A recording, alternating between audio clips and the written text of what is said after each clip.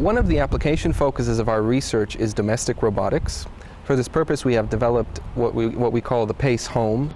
It is a prototypical domestic environment in which sensory and robotic components are integrated and provide services for human assistance.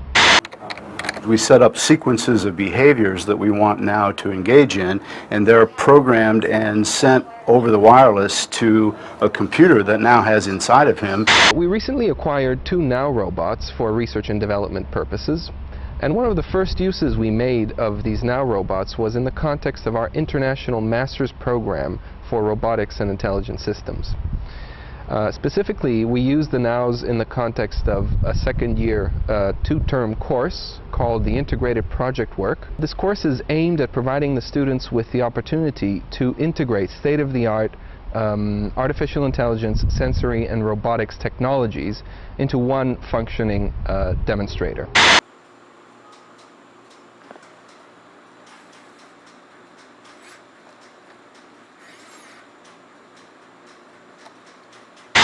Baby, baby, you know it's true.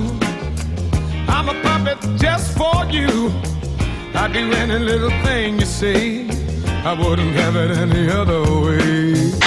If we could program a robot to behave ethically, there is a lot of potential for teaching humans how to behave better. The way machines are going, becoming more autonomous, doing more actions on their own, interacting with human beings. Would you like to have something that didn't have ethics, telling you what to do or helping you out around the house? I don't think so. Motor son.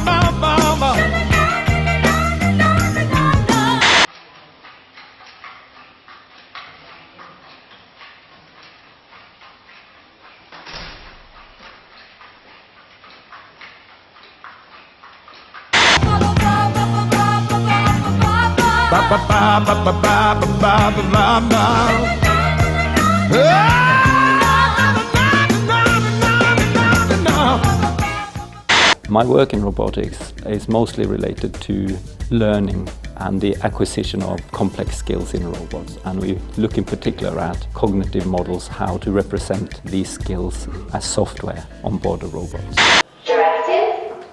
When you press the touch sensor in the back, then the robot takes a background image. When you press the other one in the front, then the robot assumes taking a foreground image, and the assumption is there is a person standing in front of the robot taking some body postures, and the robot will then try to understand the posture and to mimic the very same posture. The University of Notre Dame is working to break down the communication barriers associated with this complex disorder through the innovative use of robots in clinical therapy. The way that we interact with each other is very involved. We have gestures and facial expressions and body movements and tone of voice, all of these things all at once. That can be really intimidating for a child with autism. What'd you do? Our hope is that these robots will help simplify social interactions so that children with autism can pick up on these social cues, emotional cues that we just understand naturally. You like her? Good. I'm glad.